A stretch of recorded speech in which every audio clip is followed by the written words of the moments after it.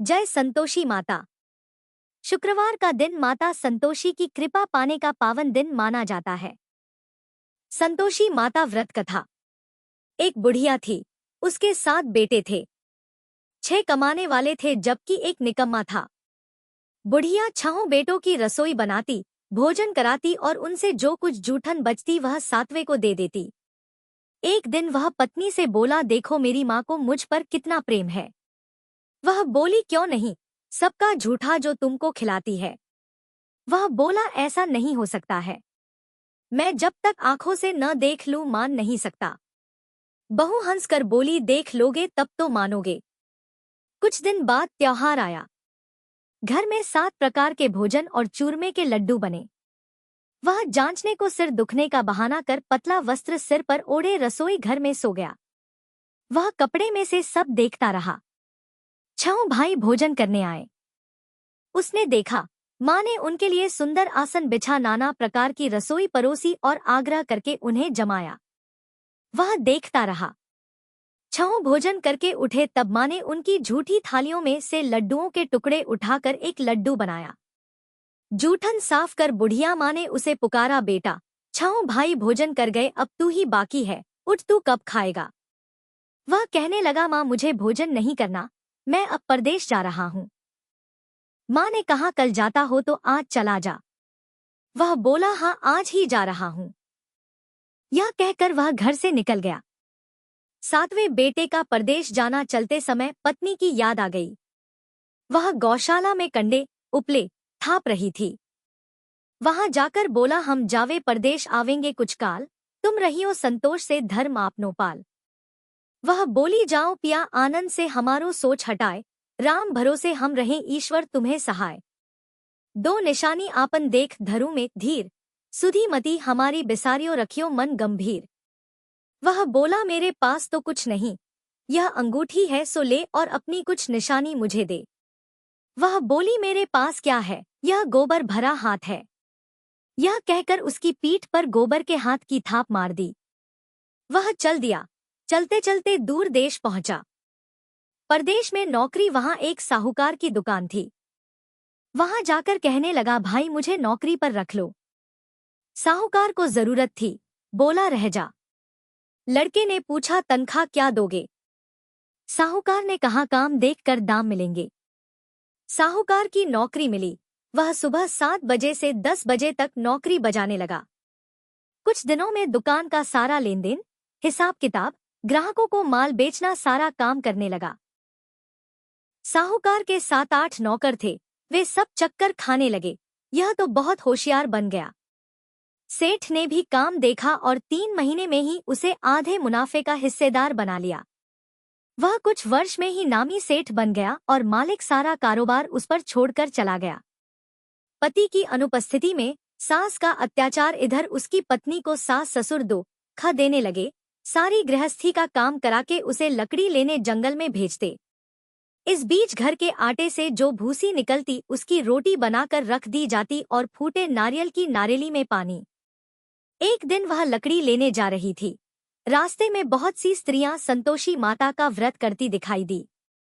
संतोषी माता का व्रत, वह वहां खड़ी होकर कथा सुनने लगी और पूछा, बहनों तुम किस देवता का व्रत करती हो और उसके करने से क्या फल मिलता है। यदि तुम इस व्रत का विधान मुझे समझा कर कहोगे तो मैं तुम्हारा बड़ा एहसान मानूंगी। तब उनमें से एक स्त्री बोली, सुनो, यह संतोषी माता का व्रत है। इसके करने से निर्धनता दरिद्रता का नाश होता है और जो कुछ मन में कामना हो सब संतोषी माता की कृपा से पूरी होती है। तब उसने उससे व्रत की विधि पूछी। संतोषी माता व्रत विधि, वह भक्तिनी स्त्री बोली, 1.25 आने का गुड़ चना लेना, इच्छा हो तो 5.25 आने का लेना या 1.25 रुपए का भी सहूलियत के अनुसार लाना।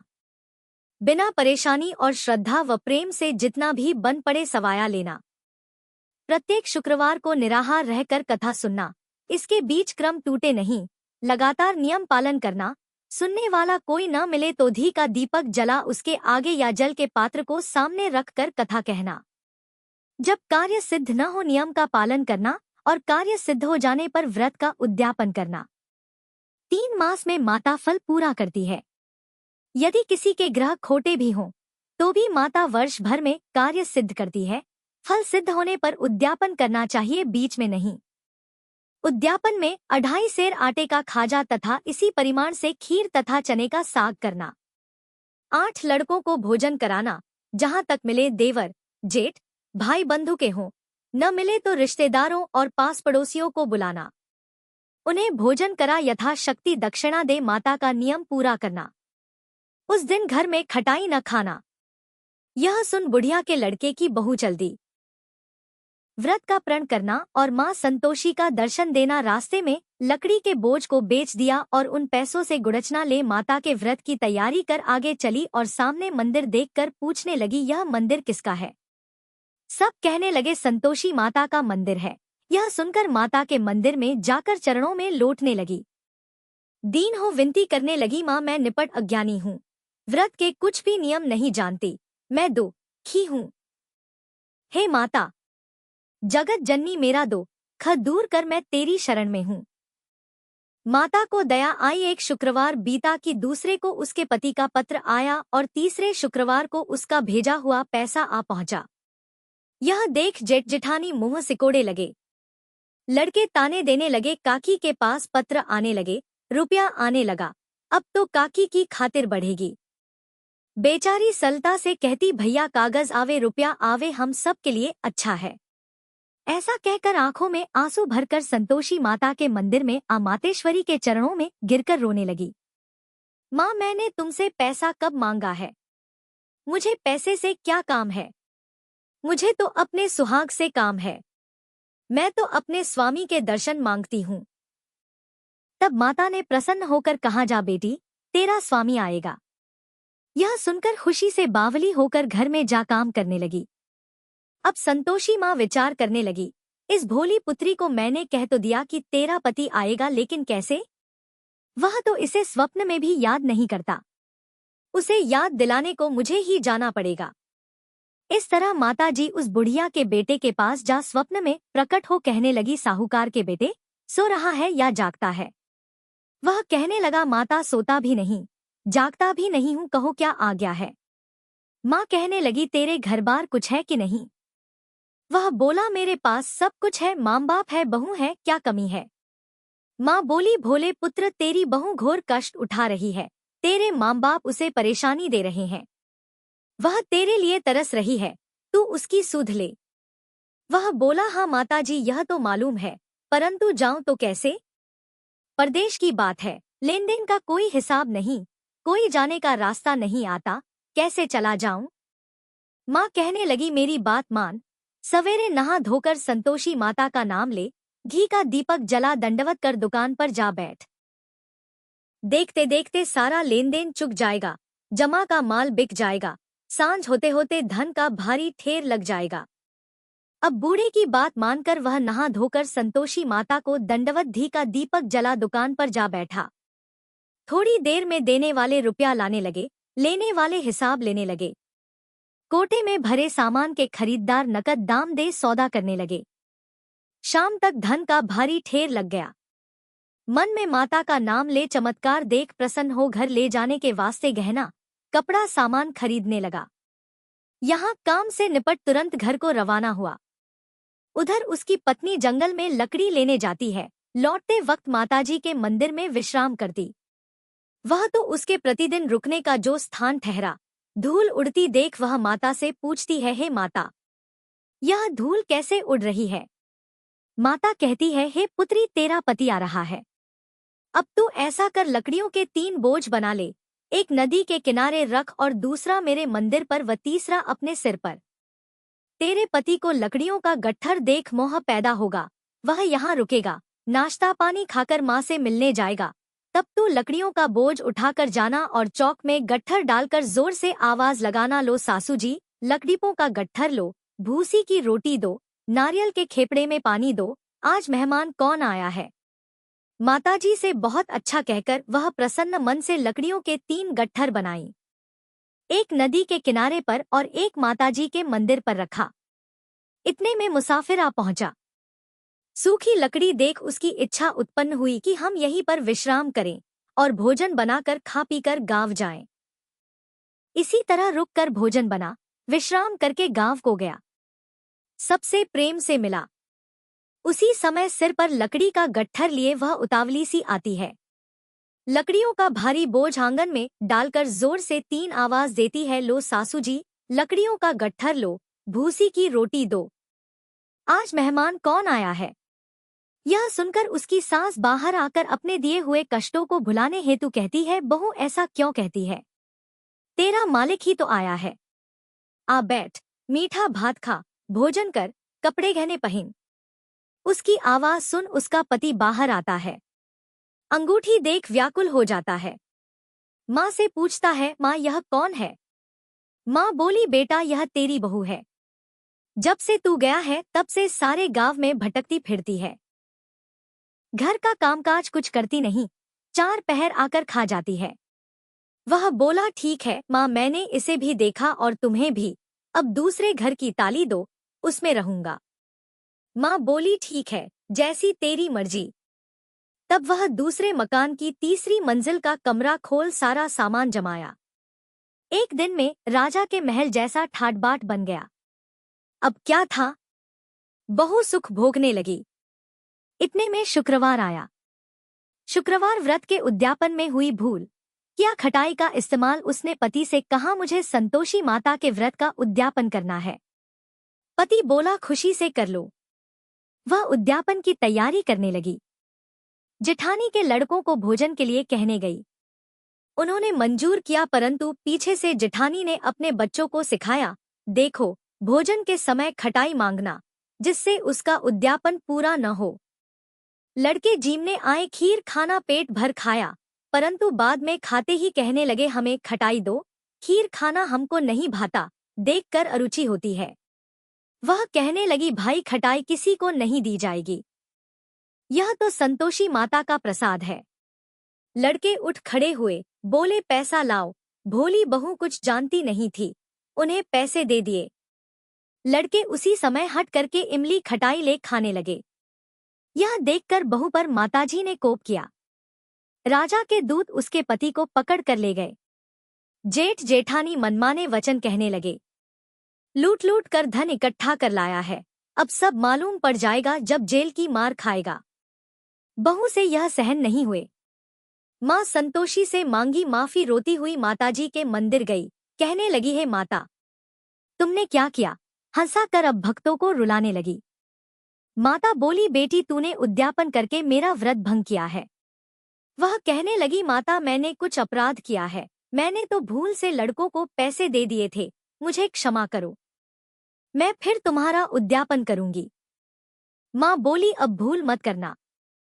वह कहती है, अब भूल नहीं होगी, अब बतलाओ वे कैसे आवेंगे। माँ बोली, जा पुत्री, तेरा पति तुझे रास्ते में आता मिलेगा। वह निकली, राह में पति आता मिला। वह पूछी, कहाँ गए थे? वह कहने लगा, इतना धन जो कमाया है उसका टैक्स राजा ने मांगा था, वह भरने गया था। वह प्रसन्न हो बोली, भला हुआ, अब घर को चलो। कुछ दिन बाद फिर शुक्रवार आया। फिर किया व्रत का उद्यापन। वह बोली, मुझे फिर माता का उद्यापन करना है। पति ने कहा, करो। बहू फिर जेठ के लड़कों को भोजन को कहने गई। जेठानी ने 1-2 बातें सुनाई और सब लड़कों को सिखाने लगी, तुम सब लोग पहले ही खटाई मांगना। लड़के भोजन से पहले कहने लगे, हमें खीर नहीं खानी, हमारा जी बिगड़ता है, कुछ खटाई खाने को दो। वह बोली, खटाई किसी को नहीं मिलेगी, आना हो तो आओ। वह ब्राह्मण के लड़के लाकर भोजन कराने लगी। यथाशक्ति दक्षिणा की जगह एक एक फल उन्हें दिया। संतोषी माता प्रसन्न हुई। संतोषी माता का फल माता की कृपा होते ही 9वें मास में उसके चंद्रमा के समान सुंदर पुत्र प्राप्त हुआ। पुत्र को पाकर प्रतिदिन माता जी के मंदिर को जाने लगी। माँ ने सोचा, यह रोज आती है, आज क्यों न इसके घर चलूं। यह विचार कर माता ने भयानक रूप बनाया, गुड़चने से सना मुख, ऊपर सूंड के समान होठ, उस पर मक्खियां भिन भिन कर रही थी। दहली पर पैर रखते ही उसकी सास चिल्लाई, देखो रे, कोई चुड़ैल डाकिन चली आ रही है, लड़कों इसे भगाओ, नहीं तो किसी को खा जाएगी। लड़के भगाने लगे, चिल्लाकर खिड़की बंद करने लगे। बहू रोशनदान में से देख रही थी। प्रसन्नता से पगली बन चिल्लाने लगी, आज मेरी माता जी मेरे घर आई है।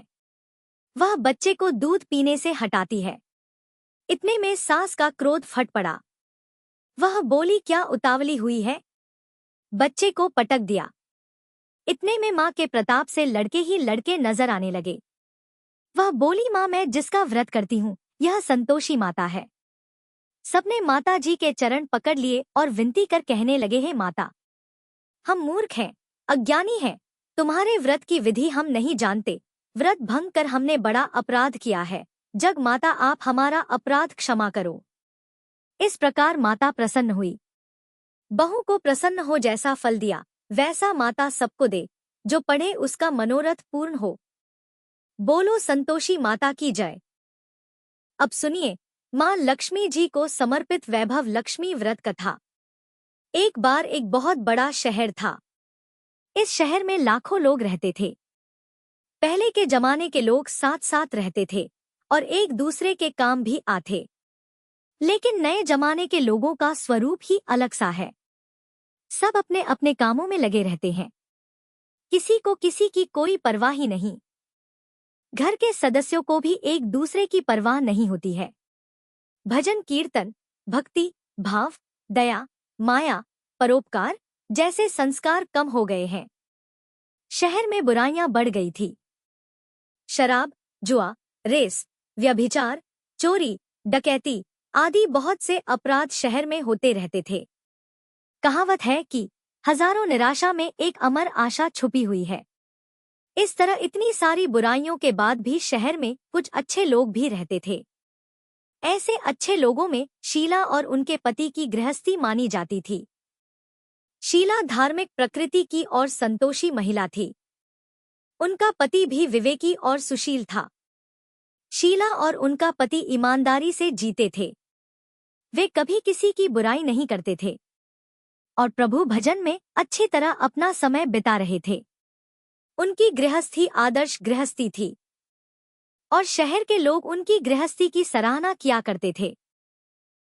शीला का परिवार इसी तरह हंसी खुशी रह रहा था।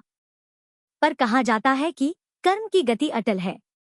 विधाता के लिखे लेख को कोई नहीं समझ सकता। इंसान का भाग्य क्षण भर में ही राजा को रंक बना देता है और रंक को राजा। शीला के पति के पिछले जन्म के कर्म भोगने बाकी रह गए थे कि वह बुरे लोगों से संगत कर बैठा। वह जल्द से जल्द करोड़पति होने के सपने देखने लगा। इसलिए वह गलत रास्ते पर चल पड़ा और करोड़पति होने के बजाय वह रोडपति बन गया। यानी रास्ते पर भटकते भिखारी की तरह उसकी स्थिति हो गई थी। शहर में शराब, जुआ, रेस, चरस, गांजा आदि बुराइयां फैली हुई थी। उसमें शीला का पति भी फंस गया। दोस्तों के साथ उसे भी शराब की लत हो गई। जल्द से जल्द पैसा वाला बनने के लालच में दोस्तों के साथ वह रेस जुआ भी खेलने लगा। इस तरह बचाई हुई धनराशि, पत्नी के गहने सब कुछ रेस जुए में उसने गंवा दिया। समय के परिवर्तन के साथ घर में दरिद्रता और भुखमरी फैल गई। अब सुख से खाने के बजाय 2 वक्त के भोजन के भी लाले पड़ गई और शीला को पति की गालियां खाने का समय आ गया था। शीला सुशील और संस्कारी स्त्री थी। उसको पति के बर्ताव से बहुत दुख हुआ, किंतु वह भगवान पर भरोसा करके बड़ा दिल रखकर दुख सहने लगी। कहा जाता है कि सुख के पीछे दुख और दुख के पीछे सुख आता ही है। इसलिए दुख के बाद सुख भी आएगा ही। ऐसी श्रद्धा और विश्वास के साथ शीला अब प्रभु भक्ति में लीन रहने लगी। इस तरह शीला दुख सहते सहते भगवान के ध्यान में अपना समय बिताने लगी। अचानक एक दिन दोपहर में उनके द्वार पर किसी ने दस्तक दी। शीला सोच में पड़ गई कि मुझ जैसे गरीब के घर पर इस समय भला कौन आया होगा। फिर भी द्वार पर आए हुए अतिथि का आदर करना चाहिए। ऐसे आर्य धर्म के संस्कार वाली शीला ने खड़े होकर द्वार खोला। देखा तो एक मांझी खड़ी थी। वे बड़ी उम्र की लगती थी, किंतु उनके चेहरे पर अलौकिक तेज निखर रहा था। उनकी आंखों में से मानो अमृत बह रहा हो। उनका भव्य चेहरा करुणा और प्यार से छलक रहा था। उनको देखते ही शीला के मन में अपार शांति छा गई। वैसे तो शीला इन मांझी को बिल्कुल भी पहचानती नहीं थी, फिर भी उनको देखकर शीला के मन में आनंद छा गया। शीला मांझी को आदर और सम्मान के साथ घर में लिवा लाई। घर में बिठाने के लिए कुछ भी नहीं था, इसलिए शीला ने सकुचा कर एक फटी हुई चादर पर उनको बिठाया। मां जी ने शीला से कहा, क्यों शीला, मुझे पहचाना नहीं? शीला ने थोड़ा हिचकिचाना, जी आपको तो देखते ही बहुत खुशी हो रही है, बहुत शांति मिल रही है। ऐसा लगता है कि मैं बहुत दिनों से जिसे ढूंढ रही थी वे आप ही है, पर मैं आपको पहचान नहीं सकती। मां जी ने हंसकर कहा, क्यों बेटी भूल गई? हर शुक्रवार को लक्ष्मी जी के मंदिर में भजन कीर्तन होते रहते हैं, तब मैं भी वहीं आती हूँ। वहाँ हर शुक्रवार को हम मिलते हैं। पति गलत रास्ते पर चलने लगा, तब से शीला बहुत दुखी हो गई थी और दुख के मारे अब वह लक्ष्मी जी के मंदिर भी नहीं जाती थी। बाहरी लोगों के साथ नजरें मिलाने में भी उसे शर्म आती थी। उसने मांझ के कहने पर अपनी याददाश्त पर जोर दिया, लेकिन वह मांझी उसे याद ही नहीं आ पा रही थी। तब मांझी ने कहा, बेटी तू लक्ष्मी जी के मंदिर में कितने मधुर भजन गाती थी, अब तू वहां दिखाई नहीं देती थी, इसलिए मुझे लगा कि पता नहीं तू क्यों नहीं आती है। कहीं बीमार तो नहीं हो गई ना, ऐसा सोचकर ही मैं तुझसे मिलने चली आई हूँ। मांझी के अति प्रेम भरे शब्दों से शीला का हृदय पिघल गया था। उसकी आंखों में आंसू आ गए और मांझी के सामने वह बिलख बिलख कर रोने लगी। यह देखकर मांझी शीला के पास गई और उसकी सिसक पीठ पर प्यार भरा हाथ फेर कर सांत्वना देने लगी। मां जी ने कहा, बेटी सुख और दुख तो धूप छांव की तरह होते हैं। धैर्य रखो बेटी, और तुझे परेशानी क्या है? तेरे दुख की बात मुझे सुना, तेरा मन हल्का हो जाएगा और तेरे दुख का कोई उपाय भी मिल जाएगा। मां जी की बात सुनकर शीला के मन को बहुत शांति मिली। फिर उसने मांझी से कहा, मां जी मेरी गृहस्थी में भरपूर सुख और खुशियां थी। मेरे पति भी सुशील थे, अचानक हमारा भाग्य हमसे रूठ गया। मेरे पति बुरी संगति में फंस गए और बुरी आदतों के शिकार हो गए और अपना सब कुछ गवा बैठे। अब हम रास्ते के भिखारी जैसे बन गए हैं। यह सुनकर मां जी ने कहा, ऐसा कहा जाता है कि कर्म की गति न्यारी होती है। हर इंसान को अपने अपने कर्म भुगतने ही होते हैं, इसलिए बेटी तू चिंता मत कर, अब तू अपने कर्म भुगत चुकी है और अब तुम्हारे सुख के दिन अवश्य आएंगे। तू तो मां लक्ष्मी जी की भक्त है और मां लक्ष्मी जी तो प्रेम और करुणा की अवतार है। वे अपने भक्तों पर हमेशा ममता रखती हैं। इसलिए तू धैर्य रखकर मां लक्ष्मी जी का व्रत कर, इससे सब कुछ ठीक हो जाएगा। मां लक्ष्मी जी का व्रत करने की बात सुनकर शीला के चेहरे पर चमक आ गई। उसने पूछा, मां लक्ष्मी जी का व्रत कैसे किया जाता है? वह मुझे समझाइए, मैं यह व्रत अवश्य करूंगी। मां जी ने कहा, बेटी मां लक्ष्मी जी का व्रत बहुत सरल है। इसे वरद लक्ष्मी व्रत या वैभव लक्ष्मी व्रत भी कहा जाता है। यह व्रत करने वाले की सारी मनोकामनाएं पूरी हो जाती हैं और वह सुख समृद्धि और यश की प्राप्ति करता है। ऐसा कहकर मां जी वैभव लक्ष्मी व्रत की विधि कहने लगी। बेटी वैभव लक्ष्मी व्रत वैसे तो बहुत ही सरल सा व्रत है, किंतु कई लोग इस व्रत को गलत तरीके से करते हैं, इसलिए उसका कोई भी फल नहीं मिलता। कई लोग कहते हैं कि सोने के गहने की हल्दी कुमकुम से पूजा करो, बस व्रत हो गया, लेकिन ऐसा नहीं है। कोई भी व्रत शास्त्रीय विधि से करना चाहिए, तभी भी उसका फल मिलता है। सच्ची बात यह है कि सोने के गहनों का भी विधि से पूजन करना चाहिए। व्रत की उद्यापन विधि भी शास्त्रीय विधि से करनी चाहिए। यह व्रत शुक्रवार को ही करना चाहिए। प्रातःकाल स्नान करके स्वच्छ कपड़े पहनो और सारा दिन जय मां लक्ष्मी का जाप करते रहो। किसी की निंदा नहीं करनी चाहिए। शाम को पूर्व दिशा में मुंह करके साफ आसन पर बैठ जाओ। सामने चौकी रखकर उस पर साफ कपड़ा बिछाओ और उसके ऊपर चावल का छोटा सा ढेर करो। उस ढेर पर पानी से भरा तांबे का कलश रखकर कलश पर एक कटोरी रखो। उस कटोरी में एक सोने का गहना रखो। सोने का ना हो तो चांदी का भी चलेगा, चांदी का ना हो तो नकद रुपया भी चलेगा। फिर घी का दीपक और धूप जलाकर रखो। माँ लक्ष्मी जी के बहुत स्वरूप हैं और माँ लक्ष्मी जी को श्री यंत्र अति प्रिय है। इसलिए वैभव लक्ष्मी व्रत में पूजन करते समय सबसे पहले श्री यंत्र और लक्ष्मी जी के विधि स्वरूपों का सच्चे मन से दर्शन करो। उसके बाद लक्ष्मी स्तवन का पाठ करो। बाद में कटोरी में रखे हुए गहने या रुपयों को हल्दी कुमकुम और अक्षत चढ़ाकर पूजा करो और लाल रंग का पुष्प चढ़ाओ। शाम को कोई मीठी चीज बनाकर उसका प्रसाद रखो। ना हो सके तो शक्कर या गुड़ का भी भोग लगा सकते हो। फिर आरती करके 11 बार सच्चे हृदय से जय मां लक्ष्मी बोलो। बाद में 11 या 21 शुक्रवार यह व्रत करने का दृढ़ संकल्प मां के सामने करो और आपकी जो भी मनोकामना हो वह पूरी करने की मां लक्ष्मी जी से विनती करो। फिर मां का प्रसाद सब में बांट दो। थोड़ा प्रसाद अपने लिए भी रख लो। अगर आप में शक्ति हो तो सारा दिन उपवास रखो और सिर्फ प्रसाद खाकर शुक्रवार का व्रत करो। शक्ति ना हो तो एक बार शाम को प्रसाद ग्रहण करते समय खाना खा लो। बाद में कटोरी में रखा गहना या रुपया ले लो। कलश का पानी तुलसी की क्यारी में डाल दो और चावल पक्षियों को डाल दो। इसी तरह शास्त्रीय विधि से व्रत करने से उसका फल अवश्य मिलता है। इस व्रत के प्रभाव से सब प्रकार की विपत्ति दूर होकर आदमी धनवान हो जाता है। संतान ना हो तो उसे संतान की प्राप्ति होती है। सौभाग्यवती स्त्री का सौभाग्य अखंड रहता है।